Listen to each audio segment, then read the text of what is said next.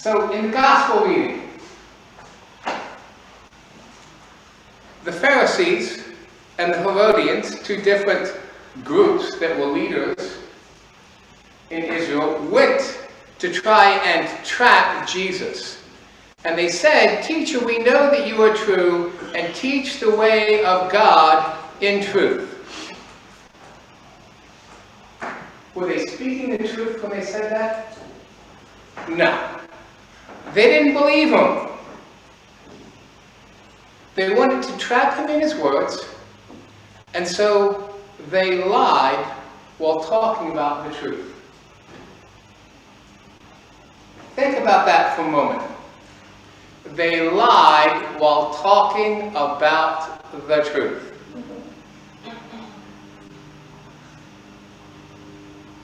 The truth matters. We live in a world that likes to quote Pilate and say, "What is truth?"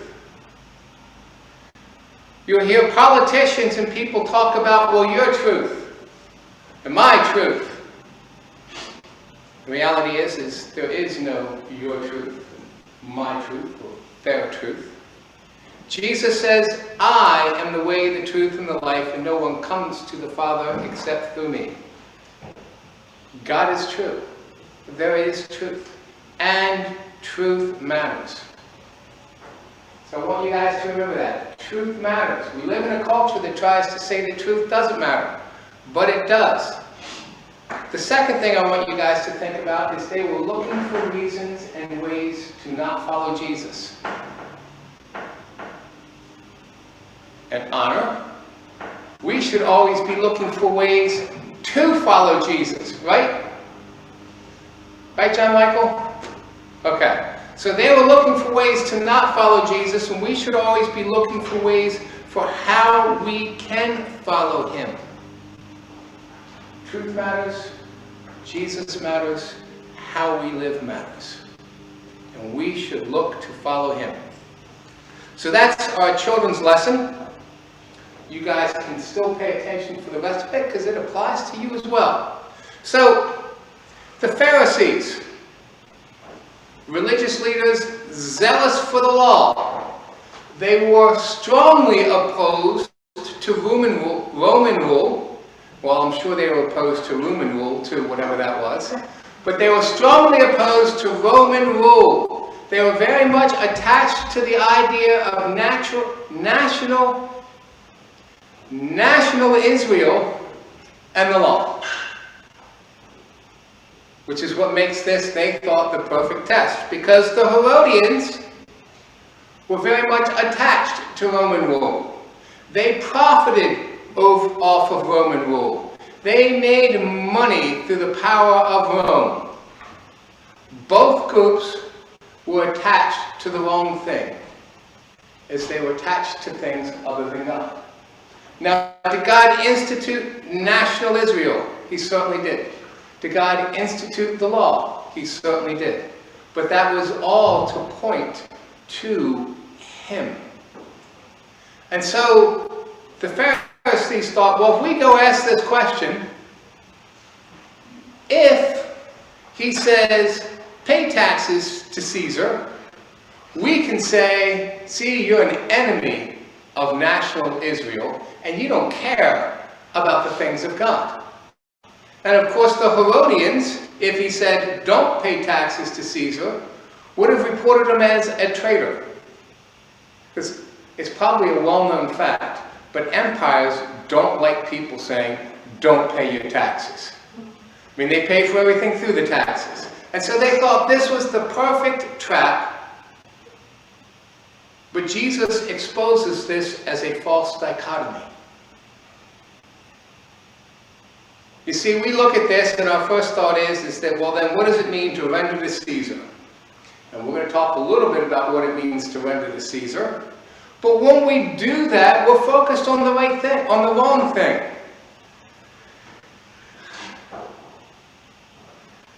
Mr. Mallinckrodt seems to be really busy this morning. When we do that, we are focused on the wrong thing. It's not about rendering to God or rendering to Caesar.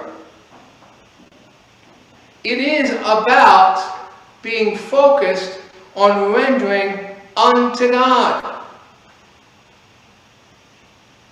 Because it is all His, it is all from Him, and we owe all to Him. And our culture today lives very much in this dichotomy. Remember when I was younger, I don't listen to secular music. Like there's holy things and there's secular things. And people will talk about my secular job. And the reality is that any music I listen to, I should be listening to the glory of God. And if I can't listen to it to the glory of God, doesn't matter what label we slap on it, I shouldn't be listening to it. And everything I do, I should do to the glory of God. It's a false dichotomy to try and make it, do we render to Caesar or do we render to God? In fact, the reason we render unto Caesar what is Caesar's is because we submit to government for the glory of God. It's not because of how good and great government is, and if we don't think government's good and great and we think they're wrong, we don't have to anymore.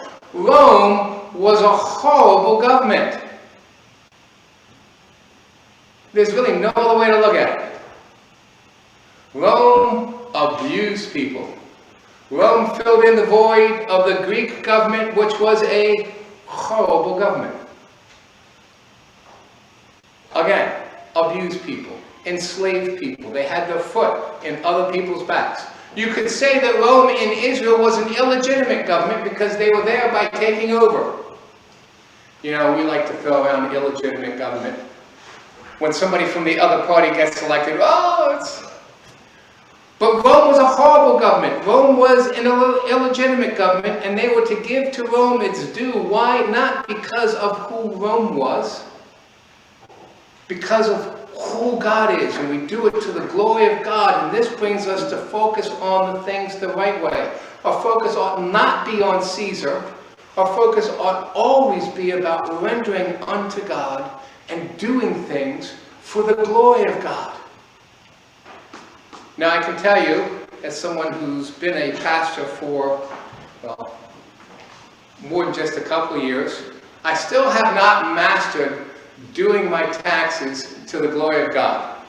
Well, the last couple of years it's been fairly easy because I've been paying somebody else to do it rather than trying to do it with TurboTax or one of those other programs and end up beating up my computer because it's so frustrating to try and figure all this out. It's hard to do some things to the glory of God, but our focus should always be upon Him. He says, render to God the things that are God's, and that is everything. That is all of it. And so when he answers the question, render unto Caesar the things that are Caesar's, and render unto God the things that are God's, the things that are God, the things that belong to God, the first thing we view is that we kind of go into the dichotomy that the Pharisees and the Herodians are in. Well, which things are Caesar's and which things are God? And when he says that, they should recognize, and Israel ought to recognize, everything is due to God. Who made national Israel? God did. Who fed them in the wilderness? God did. Who said He would make their crops grow if they obeyed Him? God did. Everything they had was from God. And when Israel obeyed God, He made them fabulously wealthy. When they didn't, He would discipline them. Israel was to know that everything they had was God's. And so rendering to God the things that are God's, that's everything. He made it. He provided it for us. It is His. He made us. We ourselves are His. Which is why we're told to offer ourselves to Him as living sacrifices. We are God's. We do it all for His glory. Now we had a great speaker at council which are not words that normally come out of my mouth. I don't like meetings. Even when we have good speakers at council, by the time we get to the speakers, I'm so frustrated with sitting in a chair for meetings all day, I just want to go home. And Friday morning at council, I was tired of being in meetings and I just wanted to go home. And this guy started off with, and I was joking with a friend of mine afterwards that he lost me at, I really enjoy councils. But then he talked about the idea of living for God and how Christians are to live. And I bring that up because some of what he said is going to make it into my sermon this morning. I'm listening to him and I'm like, I got to go home and change this. And he had a t-shirt on that was underneath his clergy shirt, so I'm only going to have to take his word. I didn't see the t-shirt. It had 1/168 on it. It's typical Christian. If you multiply 24 by 7, there's 168 hours in the week, and we think giving one of those to God is good enough. And when you look at that at 1/168, you start to realize maybe we're not doing this right. And of course, to be fair, I'm a little long-winded, so ours should be 1.25 over 168, but it still doesn't look better. And if I go really long-winded, it's 1.5 over 168, and it still doesn't look good. Do we think about how we spend our time? Do we think about what is the rule and the purpose of our lives? Now, we just had an off-year election, so that engenders a lot less conversation than when you have the election wrapped up with a presidential election. But think about how much time we spend talking about politics, and how freely we talk about politics with strangers. Do we talk about God that much with others? Do we talk about God that easily with others? We should be reminded that we are part of the bride of Christ, not part of the bride of a political party.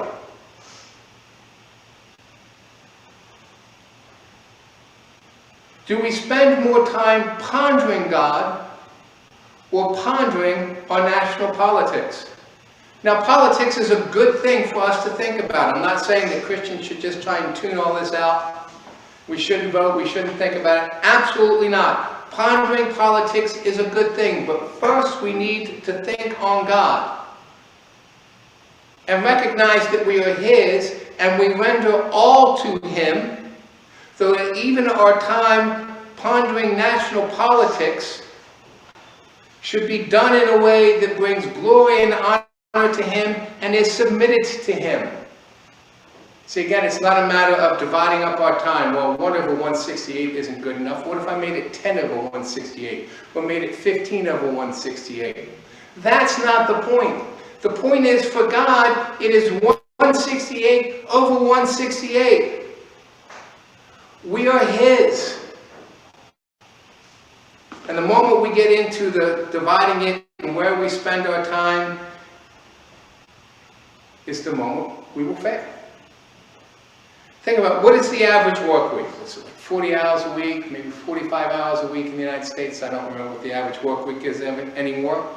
So you can say, well, I work 50 hours a week and I have to commute to work, and how can I give more time to God than that? And the answer is, it's not a matter of dividing it up. It's not a matter of apportioning, and if I apportion the right amount to God, I'm good and I can go off and do whatever I want in my job. It is recognizing that we are to honor God at work. We are to honor God in all that we do. And if your answer is, well, if you had a job like mine, you could recognize that you can't honor God at work, I'd say then, maybe you have a job that Christians ought not have if you cannot honor God doing it.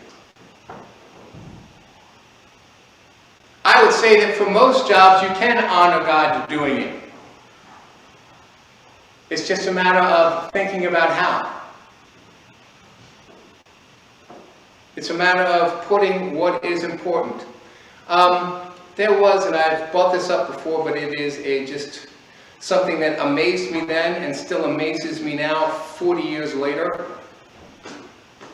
I was working at a quick print shop in Washington, D.C., and this college girl interned there for the summer, and her father was a stockbroker. And he set about figuring out how much he wanted to make each day, and when he hit that, he went home and spent time with his family. And the way he determined the number that he wanted to make each day was, what do I need to do to keep my boss happy so that if I go home at noon and spend time with my family, he's not going to can me? His focus was on making money to support his family, doing his job to make his boss happy, but spending time with people rather than chasing after an endless amount of money.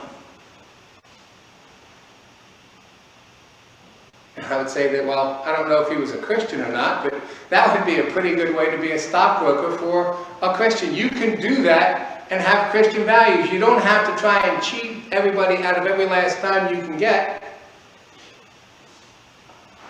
But do we put what is important? Do we put God first in our life? Or do we view working as accumulating as much as I can get because I want more?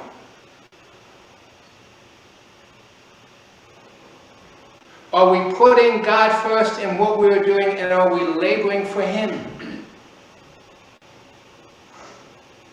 People say, well, I have a full-time job, I have children, how can I give more time to God than I give to that? And again, it's not about dividing it up.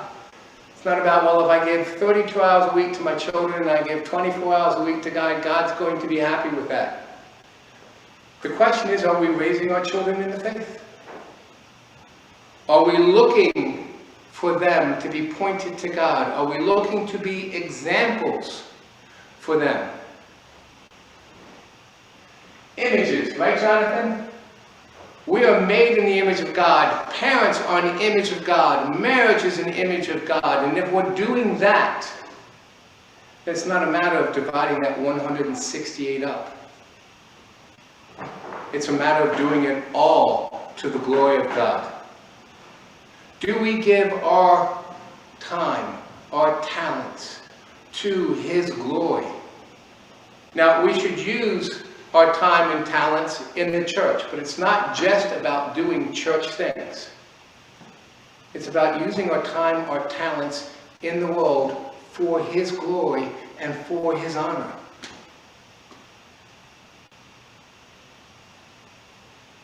If you're a lawyer, be a lawyer to the glory of God. Well, that might be the one occupation that you can. If you're an artist, be an artist to the glory of God. If you're a street sweeper, be a street sweeper to the glory of God. We do it to His glory. We teach our children to pray before bed. I still remember the prayer my parents taught me. Now I lay me down to sleep, the Lord to have my soul to keep. And if I die before I wake, the Lord to have my soul to take. My parents taught me that when I was a child. I still remember it. And it's a great thing because we're teaching children we sleep to the glory of God and we are His. You know, you start dividing up your 168 and you think about how many hours do you spend sleeping. I would say the older I get, the harder it is to spend enough hours sleeping for me to not be tired all the time. That's just one of those things. But whether it's 6 hours a night, 4 hours a night, or 7.5 hours a night, my goal, which I don't hit very often anymore, we sleep to the glory of God. If we think about God when we go to sleep, and we think about God when we're awake, we do that even to His glory. And then we're not dividing up the 168. We are living to the glory of God. We are rendering unto God what is God's. Lastly, I want to talk about tithing because the speaker brought up some numbers that were just absolutely stunning to me. When do you think Christians had more money? Now or during the Great Depression? How many people would think now? A hell, I would. Okay, The average Christian today gives 2.5% of their money to Christian ministry. The average Christian during the Great Depression gave 3.3% of their money to Christian ministry.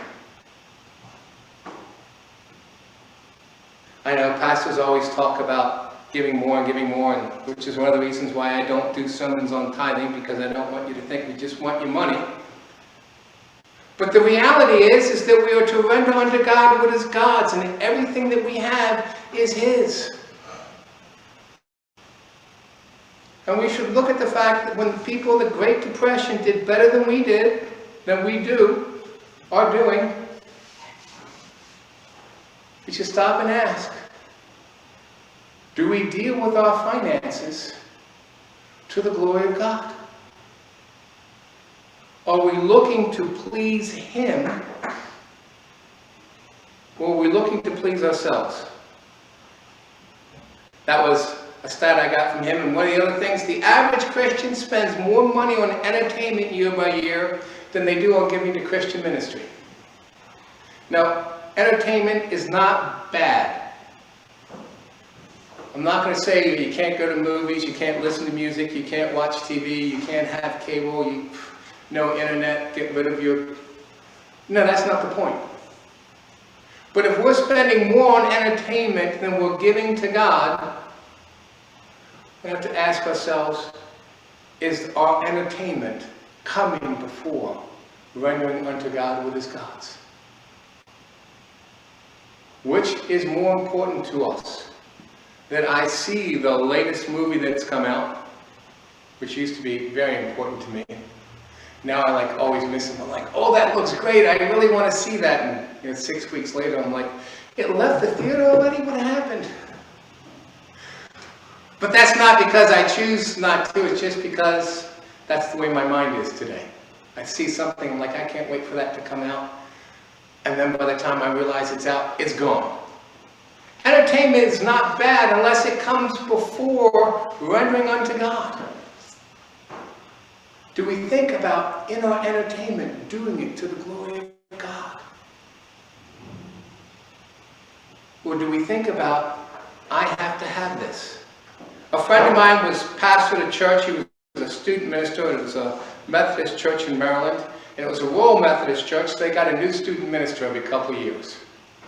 And so the congregation was small, and they were pretty much accustomed to every couple of years they'd get a new minister. So their attitude was, we were here when you came, we'll be here when you're gone, you will do it our way while you're here. And my friend, like most new pastors, because I still haven't gotten over being long-winded, was long-winded when he preached. And so the men in the congregation, because, if the service goes over, they don't have time to take their wives out to lunch and go watch the football game. And if they don't take the wives out to lunch, they won't have peace watching the football game. And the service goes over, they can't get the wife out to lunch and get back in time for kickoff, and so they started complaining. Well, one Sunday, the men all set their watches to beep at the same time to let them know that we've hit the hour, it's time to go to lunch. And my friend just got louder. So the next week, they spaced them out. So one went off at 12, one went off at 12:01, one went off at 12:02, because they don't want to let them know. And the issue with that becomes, what's more important, giving unto God or making it home for kickoff? I would say not only were they slighting God, but they were really slighting their wives, because, man, we got to get out of here because I'm going to give my wife an hour for lunch. Well, that's mighty gracious of you, isn't it? There's nothing wrong with watching football. Well, I could go into all sorts of reasons why the NFL is a mess, but that's a whole different story that has nothing to do with this. But it's a matter of, do we do it to the glory of God? Are we thinking about honoring and glorifying Him in all that we do? Or are we apportioning our time that we give this to Him and the rest is mine? With my talents, do I give this to Him and the rest is mine? With my wealth, do I give this to him and the rest is mine? Or do I recognize that all that I am and all that I have is a gift from him? And if I render unto him what is his, it means I render unto him my life, myself, as a living sacrifice for his glory and his honor. Let us pray.